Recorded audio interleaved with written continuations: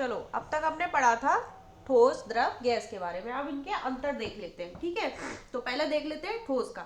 ठोस का आयतन एवं आकार दोनों निश्चित होते हैं, ठीक है। ठोस का आयतन और आकार दोनों निश्चित होते हैं। ठोस के अणु के बीच अंतर आणविक स्थान न्यूनतम होते हैं, ठीक है। तीसरा है ठोस के अणु के बीच आकर्षण बल सर्वाधिक होती है। चौथा, ठोस के अणुओं में गतिज ऊर्जा सबसे कम होती है। अब चलेंगे द्रव के बारे में जानेंगे। द्रव में क्या अंतर है। द्रव का आयतन निश्चित लेकिन आकार अनिश्चित होता है, ठीक है। दूसरा पॉइंट है द्रव के अणुओं के बीच अंतर आणविक स्थान ठोस के अपेक्षा अधिक होती है, ठीक है। द्रव के अणुओं के बीच आकर्षण बल ठोस के अपेक्षा कम होती है। नेक्स्ट है द्रव के अणुओं में गतिज ऊर्जा ठोस के अपेक्षा अधिक होती है। अब चलेंगे हम गैस। गैस का आयतन एवं आकार दोनों अनिश्चित होते हैं। इनका आयतन और आकार कैसा होता है, अनिश्चित होता है। गैस के अणुओं के बीच अंतर आणविक स्थान सर्वाधिक होते हैं, क्योंकि उनके अणु कैसे होते हैं, बहुत दूर दूर फैले होते हैं, इसलिए सर्वाधिक होते हैं। गैस के अणुओं के बीच आकर्षण बल न्यूनतम होती है, ठीक है। इनका जो आकर्षण बल होता है वो बहुत ही न्यूनतम होता है। फिर है गैस के अणुओं में गतिज ऊर्जा सर्वाधिक होती है, और इनकी जो ऊर्जा होती है, गतिज ऊर्जा होती है, वो सर्वाधिक होती है। कैसे, क्योंकि गैस एकदम क्या करती है, फैलती है। पानी इतनी जल्दी नहीं फैलता है, और इसी तरीके से जो ठोस पदार्थ होता है वो अपनी जगह निश्चित रहता है। तो आपको ये समझ में आ गया होगा, ठीक है। नेक्स्ट चलते हैं आपका तापमान परिवर्तन का प्रभाव। अब देखते हैं तापमान परिवर्तन का प्रभाव। आपने देखा होगा कि गर्मियों में बर्फ शीघ्रता से पिघलकर जल में बदल जाती है। जो हम लोगों ने बर्फ तो देखी है, और वो क्या करती है, गर्मी के टाइम पे बहुत जल्दी पिघल जाती है। अर्थात अवस्था परिवर्तन पर ताप का प्रभाव पड़ता है, क्योंकि जो उसका अवस्था होती है उस पर क्या पड़ता है, ताप का प्रभाव पड़ता है। जैसे ही जैसे बर्फ पिघलेगी वो द्रव्य में बदलता जाएगा। पदार्थ की अवस्था परिवर्तन के प्रभाव को समझाने के लिए एक क्रियाकलाप करते हैं, ठीक है। देखें कैसे करते हैं।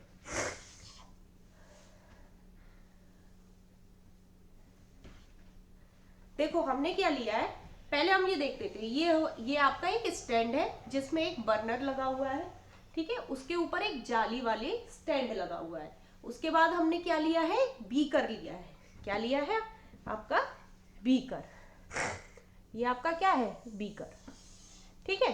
अब इसके अंदर हमने क्या डाल रखा है बेटा, इसके अंदर हमने बर्फ डाल रखी है। अब हम बर्नर को, ये जो आग जल रही है, बर्नर मतलब जिसमें आग जल रही है, और उसके ऊपर हमने बीकर रख रखा है। बीकर रखने के बाद उसके अंदर हमने क्या डाल रखा है, बर्फ डाल रखी है। अब वो बर्फ क्या कर रही है, जब उसका तापमान बढ़ रहा है, यानी कि आपका आग का तापमान बढ़ रहा है, तो बर्फ क्या कर रही है, वो पिघल रही है, यानी कि अपनी अवस्था से परिवर्तन कर रही है। तब ये क्या बन जाता है, आपका पानी बन जाता है, ठीक है। ये तापमापी लगी हुई है जिससे उसका पता चल रहा है। आपने थर्मामीटर देखा है, थर्मामीटर की ही तरह ये क्या है,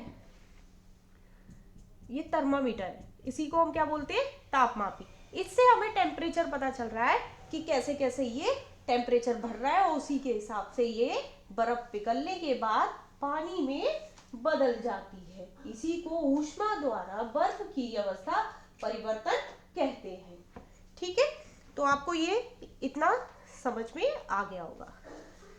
ये आपकी बुक्स में भी दिया हुआ है। अब चलते हैं, ये जो मतलब परिवर्तन बदल रहा है, ये किसकी वजह से बदल रहा है, ये अणुओं की वजह से बदल रहा है। अब इसके बारे में जान लेते हैं। देखो हमने अवस्थाएं कितनी पढ़ी थी, आपकी अवस्थाएं 3 पढ़ी थी। कौन सी पढ़ी थी, ठोस, द्रव, गैस। अब ठोस में मैंने आपको पहले बताया था कि ऊष्मा देने पर क्या बन जाता है बेटा, आपका द्रव्य बनता है। जब हम ऊष्मा दे रहे हैं तभी तो वो द्रव्य में बदल रहा है, और अधिक ऊष्मा देने पर वो क्या बन रही है, गैस बन रही है। यानी कि आपने देखा होगा कि अगर हम एक बर्तन में बर्फ लेते हैं, बर्फ को हम एक टेम्परेचर में यानी कि उसे तापमान में रखते हैं, गैस पे रखते हैं, तो वो पहले क्या बनता है, द्रव्य बनता है। और द्रव्य जब ज्यादा अधिक ऊर्जा में खौलने लगता है तो क्या होता है, देखो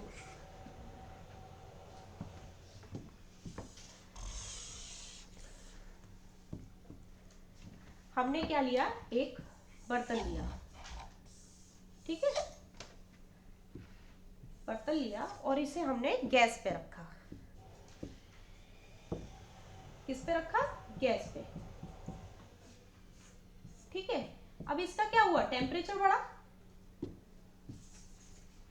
टेम्परेचर बढ़ते ही जो बर्फ के जो क्यूब थे वो किस में बदलने लगे, आपके पानी में। अब जब पानी में बदला यानी द्रव्य में बदला, जब इसमें क्या हुआ, उबाल आने लगा और ये किस फॉर्म में भरने लगा, ये आपके गैस के फॉर्म में उड़ने लगा, ठीक है। इसी को हम कहते हैं ठोस, द्रव, गैस। अब ये क्यों हो रहा है ये देखते हैं। देखो इसके जो अणु है वो कितने अधिक पास पास है, तब जाके हमको क्या मिल रहा है बेटा, हमें मिल रहा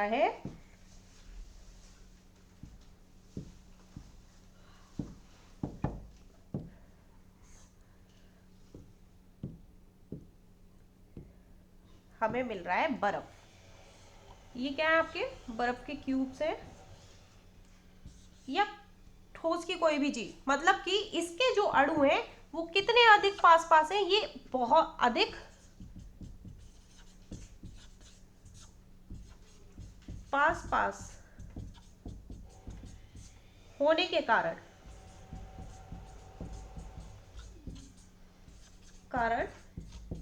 ये ठोस अवस्था में आ जाते हैं। किस अवस्था में आ जाते हैं, ठोस अवस्था में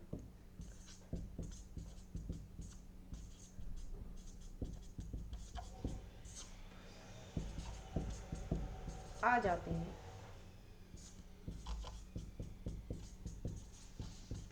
ठीक है। क्यों, क्योंकि इसके जो अणु हैं ये क्या है, आपके अणु, ठीक है। ये क्या हो रहा है, आपके अधिक पास पास आने के कारण ही ये एक ठोस पदार्थ बन जाता है, ठीक है।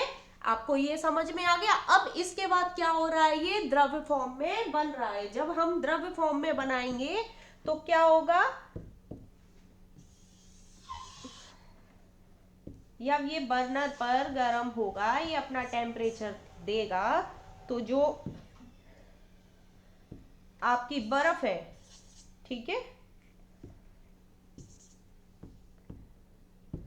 जो बर्फ है वो क्या करने लगेगी, धीरे धीरे धीरे धीरे करके द्रव्य अवस्था में बदलने लगती है। क्यों बदल रही है, क्योंकि उसके जो अणु हैं वो क्या हो रहे हैं, पहले अधिक पास हो रहे थे, उसके अणु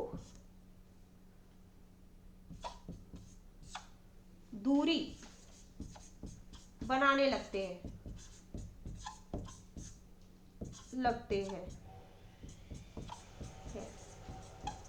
तो ये क्या हो जाता है, द्रव्य अवस्था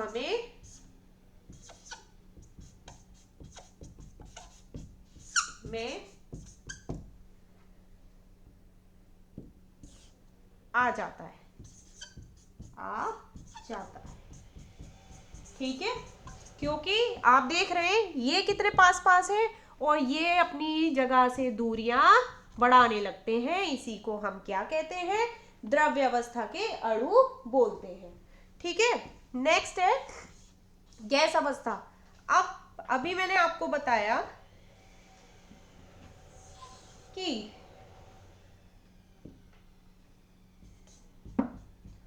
जब ये द्रव्य अवस्था हाई टेम्परेचर पे पहुंचता है तो क्या करता है, ये अपना गैस रूप में आ जाता है, गैस में आ जाता है। क्यों, क्योंकि इसके जो अणु होते हैं, अणु अधिक दूरी बना लेते हैं,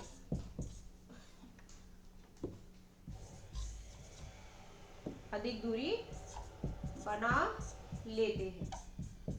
ठीक है, इसीलिए इसको हम क्या कहते हैं, गैस कहते हैं। तो इतना आपको पूरी तरीके से अच्छे से समझ में आ गया होगा। ठीक है, अब चलते हैं नेक्स्ट टॉपिक पर। नेक्स्ट यही है कि अवस्था में परिवर्तन। मैंने आपको अभी बताया कि जो आपका क्या है, बर्फ ठंडे करने पर क्या होती है, जम जाते हैं। यानी कि हम द्रव को अगर ठंडा करेंगे तो क्या हो जाएगा, उसके जो अणु होते हैं वो पास पास मिल जाएंगे, तब जाके वो क्या बनता है, हमें बर्फ के फॉर्म में मिलता है, जैसे ये। और गर्म करने पर क्या होता है, द्रव्य अवस्था में मिल जाता है। ठीक है, इसको हम जल बोलते हैं।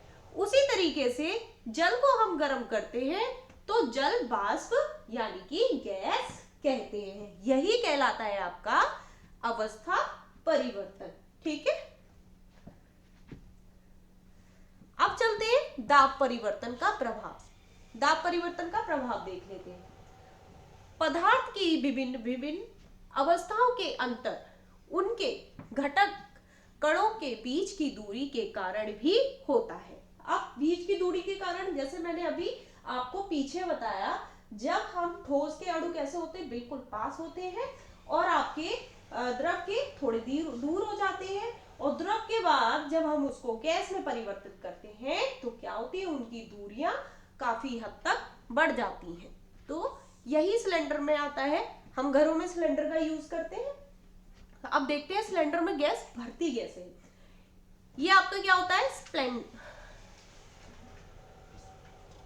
हाँ, ये आपके हैं अणु, जो कि आप देख रहे हैं, ये जो छोटे छोटे अणु हैं, ये क्या कर रहे हैं, इसके अंदर भर रहे हैं। ठीक है, और ये किससे भर रहे हैं, ये पिस्टन से भर रहे हैं। किससे भर रहे हैं, पिस्टन। पिस्टन आपने देखा होगा कैसा होगा, आपने सिलेंडर का एक पिस्टन होता है, कुछ इस तरीके से होता है।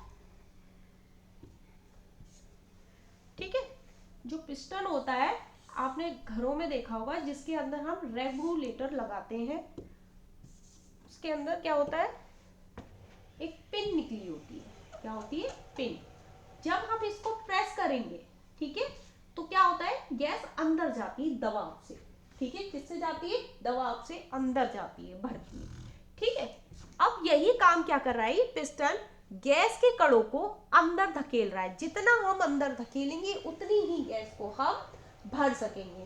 ठीक है, तब जाके हमें सिलेंडर के अंदर क्या देखने को मिलती है, गैस मिलती है। जब गैस हम को जलाते हैं तब हम इस पिस्टन को क्या करते हैं, ऑन करते हैं। जब ये खुलती है तब गैस हमें बर्नर में जाकर प्राप्त होती है। इसी तरीके से गैस के कण अत्यधिक समीप आने के कारण गैस द्रवित हो जाती है। जब इसको हम प्रेस करते जाएंगे तो क्या होगा, ये द्रवित हो जाएगा। देखा होगा आपने, जो सिलेंडर में पानी की एक आवाज आती है, वो इसी कारण होती है, क्योंकि हम प्रेशराइज करके उसको भरते जाते हैं, इसीलिए वो द्रवित होती चली जाती है।